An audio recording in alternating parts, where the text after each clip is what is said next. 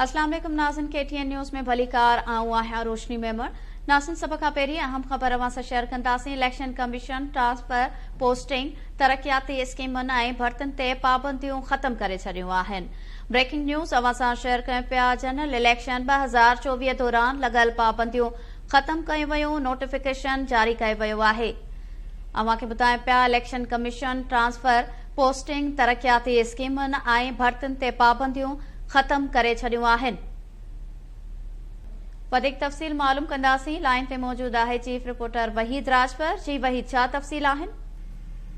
Ji Roshni, election commission of Pakistan जे तरफ़ां आम चूंडनि दौरान जेके ट्रांसफर, पोस्टिंग, तरक्याती स्कीमनि ऐं नयनि भर्तियुनि ते जेके लॻायल पाबंदियूं हुयूं, उन हवाले सां इलेक्शन कमीशन नओं हुकुमनामो जारी कयो आहे ऐं समूरनि जेके नौकरियुनि ते पाबंदी, मुक़ररनि बदिलनि ते जेकी पाबंदी हुई, तरक्याती मनसूबनि ते जेकी पाबंदी हुई, ख़त्म करण जो नोटिफिकेशन जारी कयो वियो आहे। इलेक्शन कमीशन वफ़ाक़ी समेत चारई जेके सूबाई हुकूमतूं आहिनि उन्हनि खे पिणु इहो नोटिफिकेशन मोकिलियो आहे ऐं जंहिंमें हिदायतूं जेके आहे उहो गाइडलाइन जारी कयो आहे त जेकी आम चूंडनि दौरान पाबंदी लॻाई वई, उहो इलेक्शन कमीशन जे तरफ़ां हिन वक़्तु उन ते पाबंदी ख़त्म कई वई आहे। जी वरी महिरबानी नाज़रीन, चीफ रिपोर्टर वहीद राजपर तफ़सील ॾिना आहिनि।